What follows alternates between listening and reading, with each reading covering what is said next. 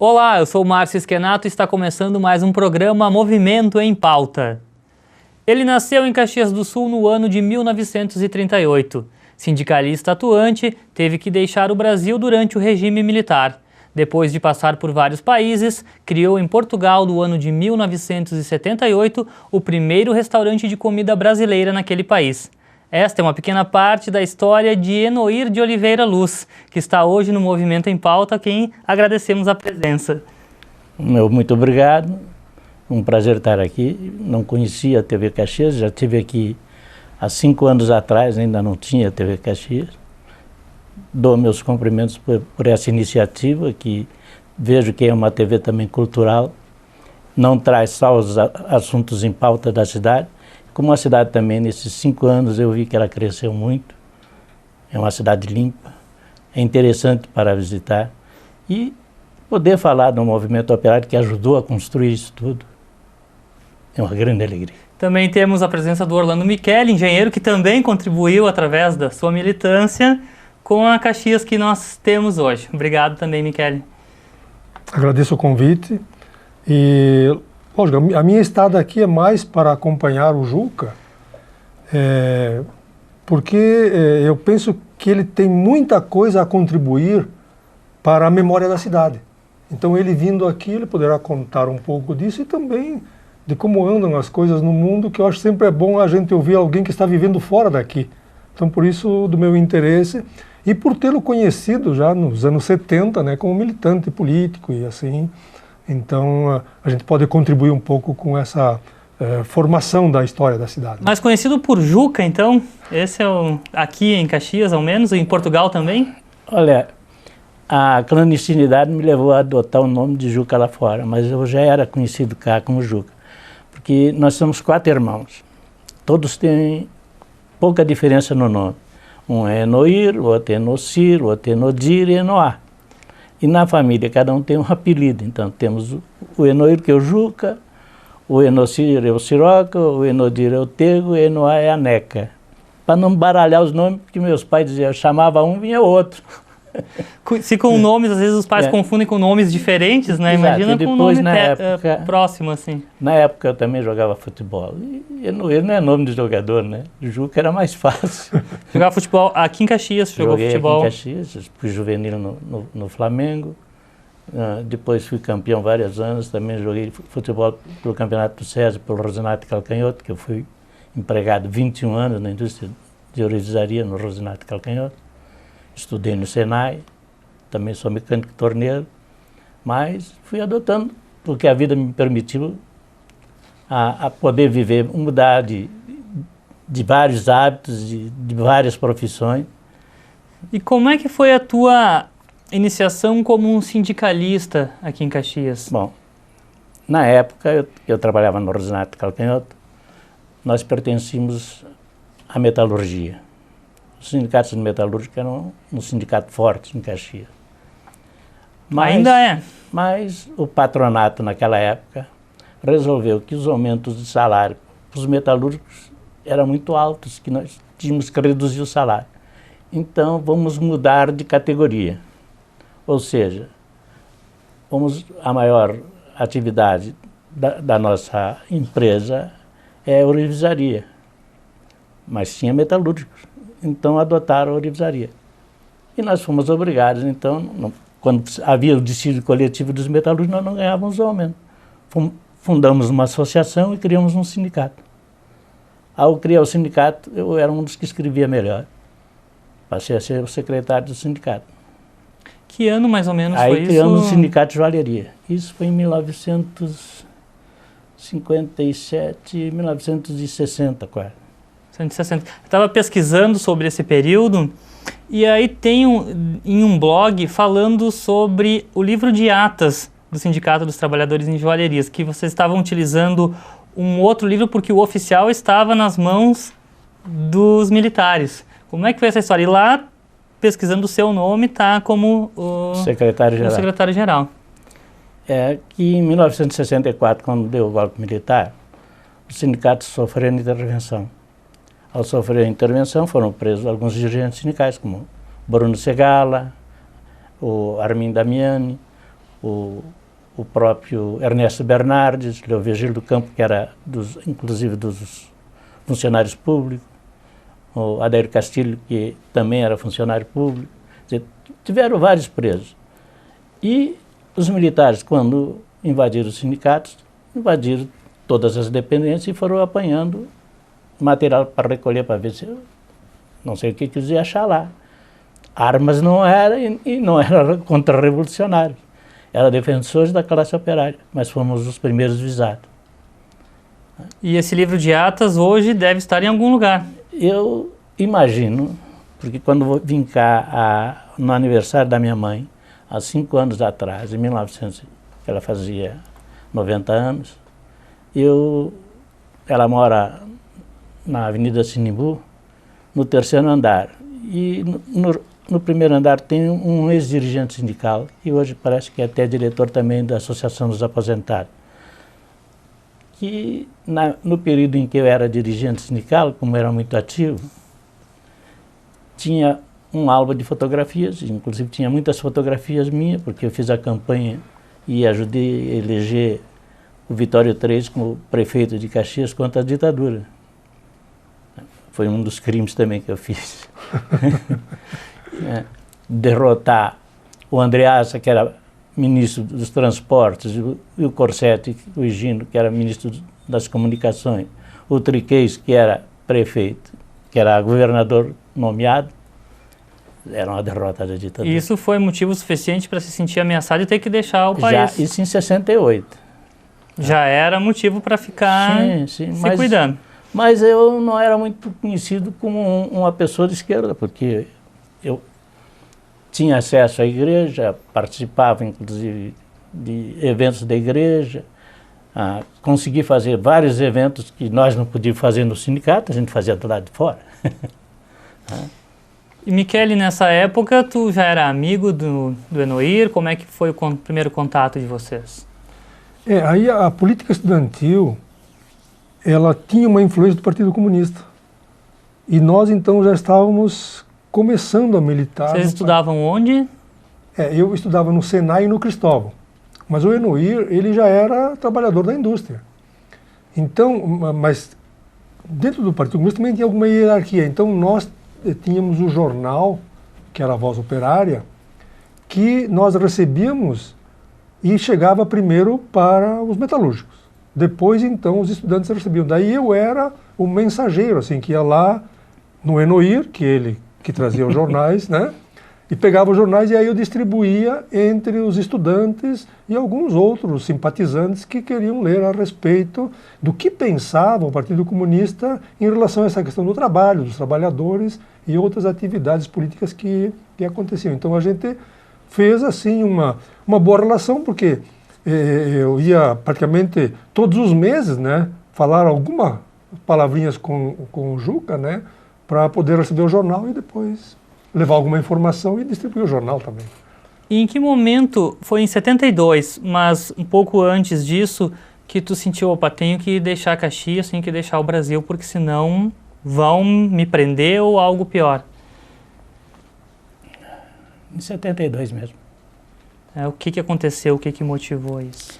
O que motivou isso tudo foi o seguinte, quer dizer, eu tinha uma atividade sindical e é lógico que eu não lutava só por aumento de salário. Só aumento de salário não chegava. Fui em 1967, tive o prazer de dizer isso ao comandante do 3º Grupo de Canhões Automáticos Antiaéreos. Foi me buscar na fábrica. Foi interrogado? Passei interrogado. Porque em 1967 nós fizemos um ato através do movimento intersindical anti-arroxo em Porto Alegre. Nós éramos 12 sindicatos, nós criamos um movimento sindical paralelo ao movimento que havia. Porque havia movimentos que não faziam nada e movimentos que queriam fazer. Nós estávamos no movimento que queria fazer.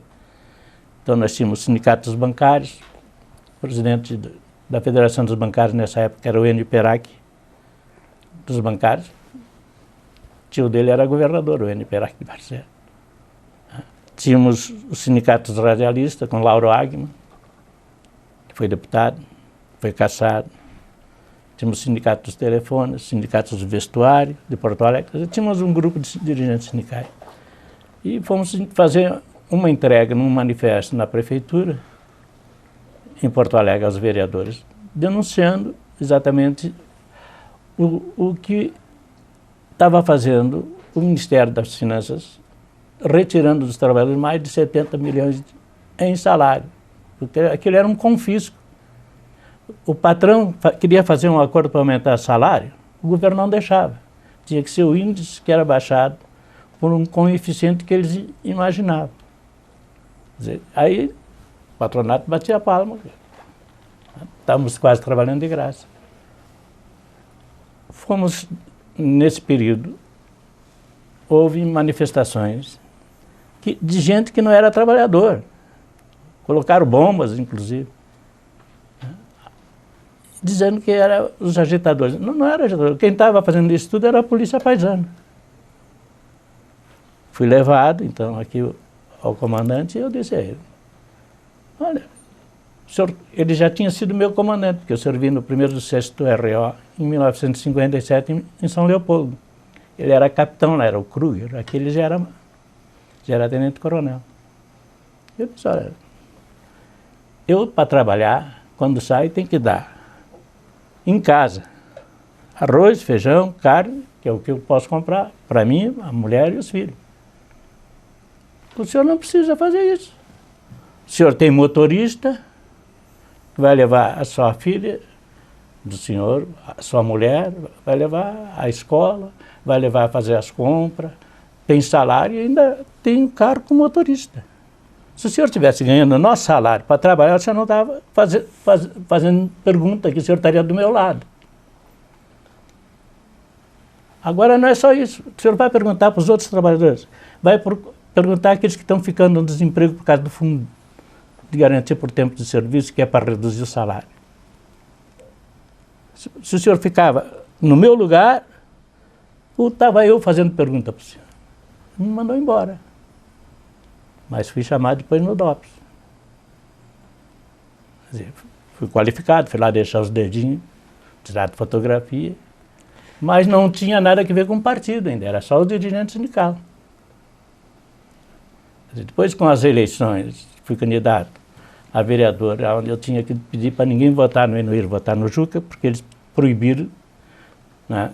Quer dizer, não pode votar no Juca, tem que votar no Enoir, proibiram as alcunhas. Exatamente, era para dificultar as pessoas. Né? Ou mas, então votar o número. Confrontar o tenente-coronel dessa maneira, coragem. Não, mas também, pela causa eu acho que eu tive época. Mais coragem do que isso. Em 68, o Passarinho, vocês forem procurar, na época, Folha da Tarde. Seu Enoir, nós vamos para um intervalo agora e, na sequência, a gente volta concluindo essa história e falando daí sobre a criação do primeiro restaurante de comida brasileira em Portugal, que a partir do seu empreendedorismo, os caxienses para o mundo, certo? Certo. Michele também, voltamos no próximo bloco, aguarde aí um minutinho, o Movimento em Pauta volta já.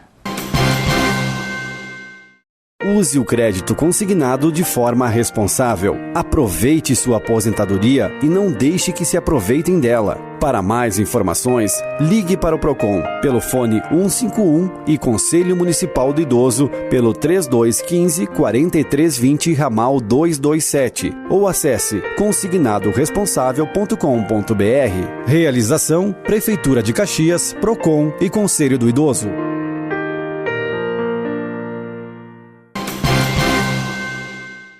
De volta com o segundo bloco do programa Movimento em Pauta, hoje conversando com Enoir Oliveira da Luz, caxiense, responsável pela criação do primeiro restaurante de comida brasileira em Portugal, ainda na década de 70, que estava contando como é que foi aquele período que teve que deixar o país devido ao regime militar.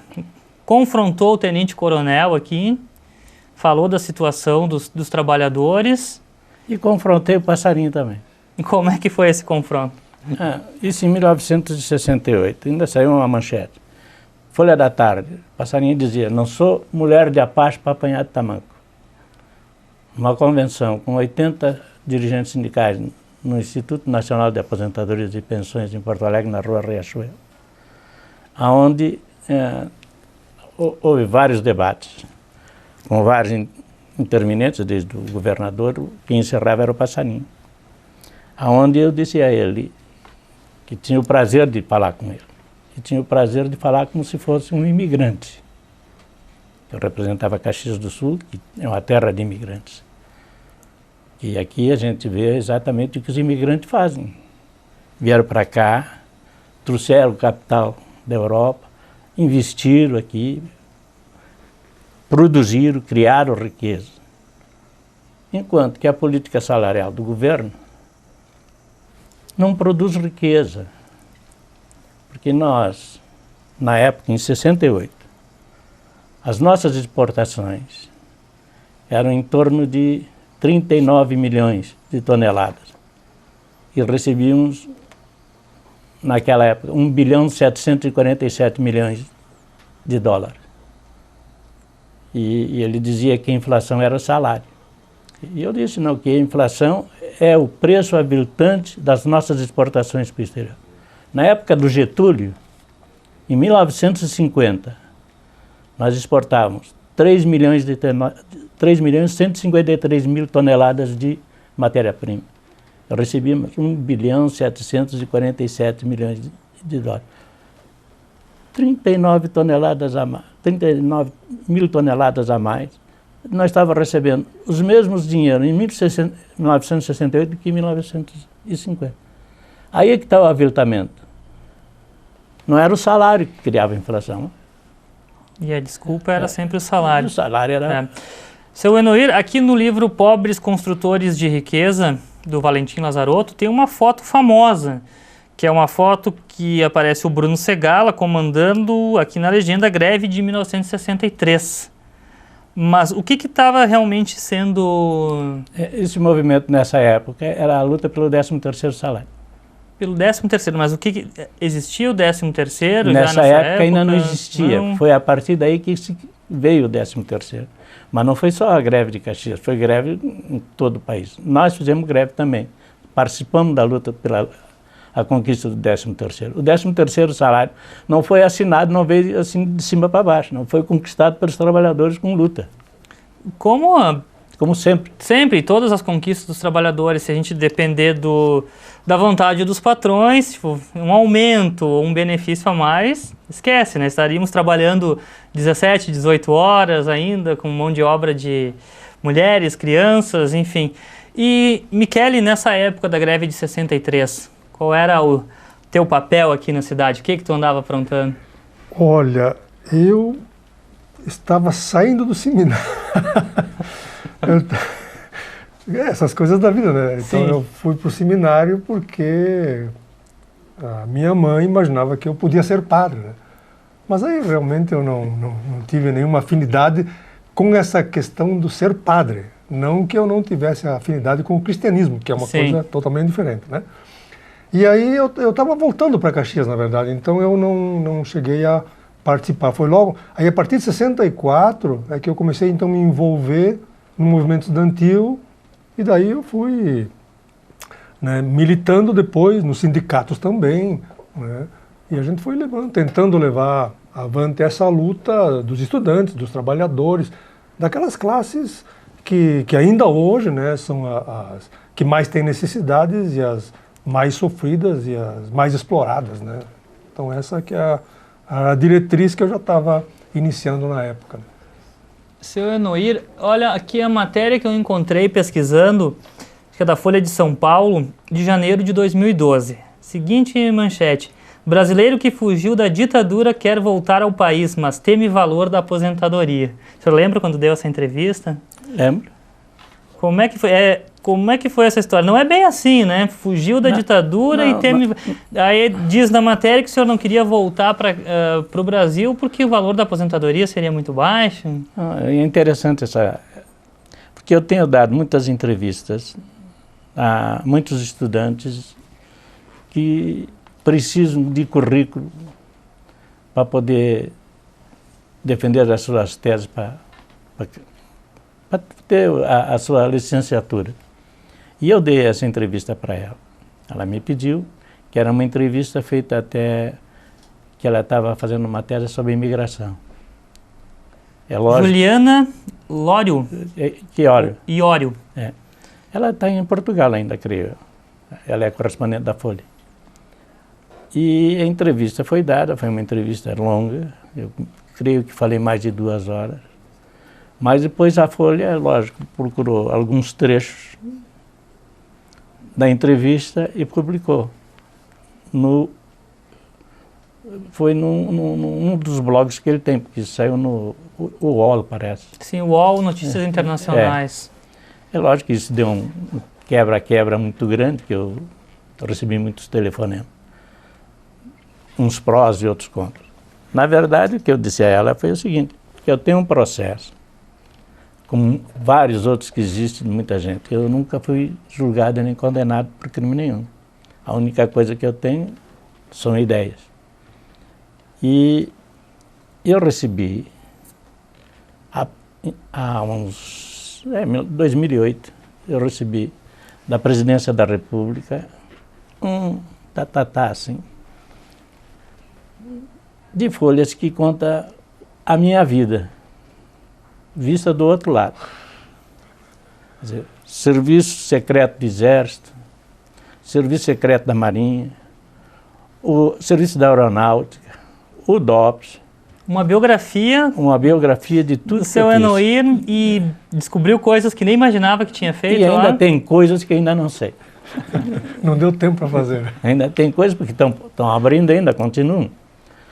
Porque quando eu procurei saber alguma coisa, inclusive tive cá, em 1985, quando fui detido a primeira vez no aeroporto, no Rio. Procurei até alguns deputados que são meus amigos, e até um magistrado, que era desembargador, para ver se tinha alguma coisa sobre mim, para mim poder entrar no Comitê de Anistia, para ser ressarcido de alguma coisa. Só que informaram que na Secretaria do Interior devia ter alguma coisa que era, por causa da carteira de motorista, que tivesse tirado, que não tinha mais nada. Porque eles simplesmente tinham apagado tudo. E não havia nada. Então, paciência, não tenho nada. Porque a aposentadoria eu consegui. Eu trabalhei 21 anos no Rosinato Calcanhoto. Aqui no Brasil, No Brasil. aposentadoria. Mas eu tenho mais 30 anos de contribuição pagas em Portugal. Quer dizer, eu tenho 51 anos de contribuição. Você tem dupla cidadania? Tenho dupla cidadania. Pode ter dupla aposentadoria. Sim, exatamente. Tenho 51 anos de contribuição. Só que acontece que há um acordo. Os 21 anos que eu trabalhei no Brasil, eu recebo pelo Brasil. E os 30 que eu trabalhei em Portugal, eu recebo por Portugal. É lógico. Os direitos foram para baixo. Quer dizer, minha aposentadoria é baixa. Quer dizer, não dá o salário mínimo. Tá, e como é que foi a história, vamos, daqui a pouco termina o programa, a gente não contou ainda, do restaurante Brazuca. A história do restaurante Brazuca surgiu porque, como eu trabalhava nos sindicatos, e eu tinha uma outra atividade, que era ajudar o partido e ajudar o pessoal que estava exilado. Mas só voltando um pouquinho, antes de chegar em Portugal, passou por Buenos Aires, França e União Soviética. Exato. Só depois, aí foi em 76 que eu fui 76 foi para Lisboa. Fui para Lisboa. E aí o Brazuca. Quer dizer, eu trabalhava também, não tinha documentos para poder trabalhar. Ficou na clandestinidade, ficou longe da família durante vários anos. E o restaurante me possibilitava a minha legalização, a conseguir um bilhete de identidade português, para poder, primeiro, criar o restaurante. Foi a razão que, naquela época, quando abriu o restaurante, não havia nenhum restaurante lá de comida brasileira. Inclusive, para a gente abrir, foi difícil, porque não havia feijão preto, não havia produtos brasileiros. Como é que conseguiu daí? Tinha que importar do Brasil esses ingredientes? Porque existia lá, era farinha de mandioca, goiabada, porque havia muita gente da colônia de Angola que conseguia através de Angola. O que houve, os portugueses que eram solidários conosco, a gente conseguiu uns quilos de feijão e plantamos numa cooperativa. Na época ainda havia o início da propalada reforma agrária. Como é que foi a aceitação no início dos portugueses em relação à culinária brasileira? Eles adoram a culinária brasileira. E por que, é interessante, por que não havia ainda nenhum restaurante? Não havia porque não havia quem fizesse, né? A maioria do pessoal que conhecia a culinária era aqueles que tinham imigrado para cá e que voltavam. Enquanto o senhor vai falando, a gente vai mostrando o site aqui do restaurante brazuca.com. Exato. Nesse período, nós conseguimos plantar porque eles lá tinham 3 tipos de feijão que eles consumiam. Um era o feijão catarino, que era um feijão vermelho com as pintas brancas. O feijão encarnado, que eles usavam para fazer a famosa feijoada transmontana, e feijão branco para usar na dobrada ou para sopa. O feijão preto no início até foi meio estranho quando apareceu. E a farofa que a gente fazia, no início os portugueses não diziam que era uma farofa, que eles chamavam de serradura. Mas no fim eles diziam, então não tem serradura. Serradura. Serradura. E nós fomos criando aos poucos. Aqui está o preço em euros. Em euros, é verdade. Feijoada brasileira, 9 euros. Isso dá... Daí, por 3 dá 27 reais. 27. Né? Virado paulista, picadinha mineira. Uhum. Aqui do Rio Grande do Sul tem algo... Tem a chuleta. Uhum. Chuleta gaúcha. Muqueca de camarão, chuleta gaúcha, encontrei aqui. E tem a picanha. Lombinho de porco, pratos tradicionais. Picanha fatiada. Olha só que interessante, aqui 9 euros, 10 euros. É o prato mais caro, é exatamente o camarão. É o 15 camarão. euros. Mas engraçado, porque o camarão, todo mundo fala em Portugal que tem um mar tremendo, né? O camarão não vem do Vietnã. Vietnã. Não, tá mais próximo lá.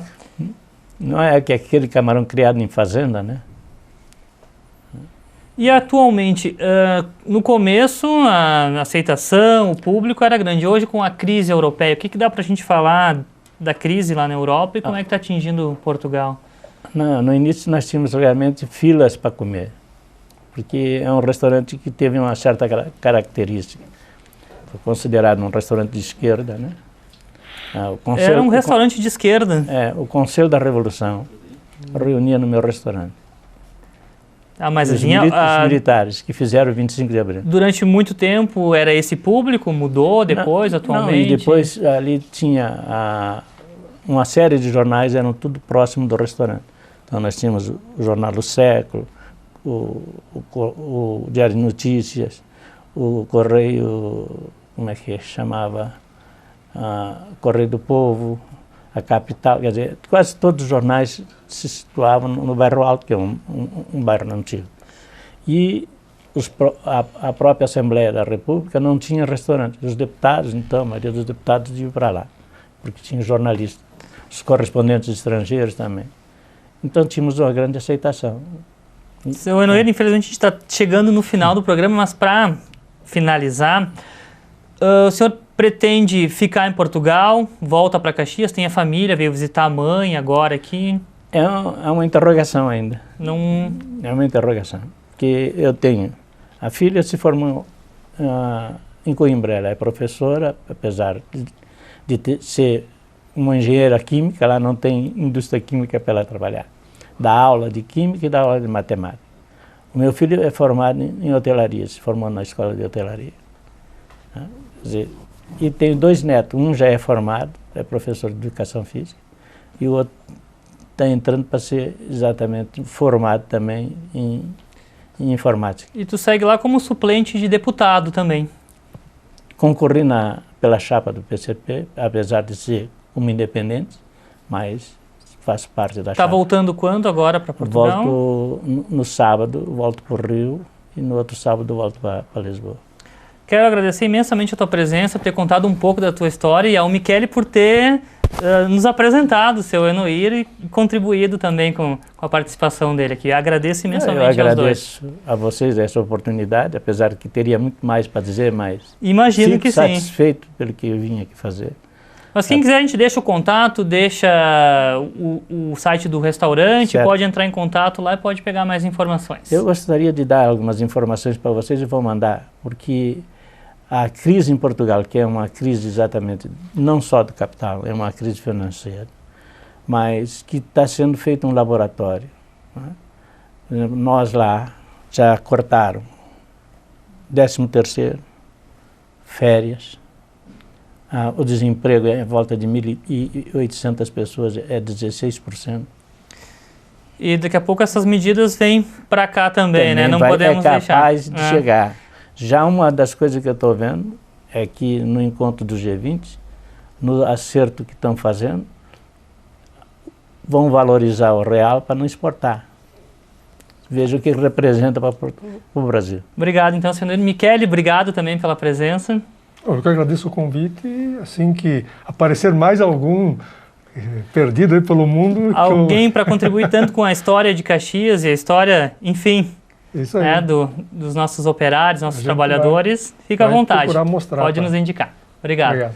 E no próximo programa, mais um tema de interesse da comunidade caxiense. Você pode enviar sugestões através do e-mail movimentoempauta@gmail.com ou em nossa página no Facebook ou em nosso canal no YouTube. Movimento em Pauta toda segunda-feira às 21h30. Assista também as reprises durante a semana aqui na TV Caxias. Obrigado pela companhia e até a próxima semana.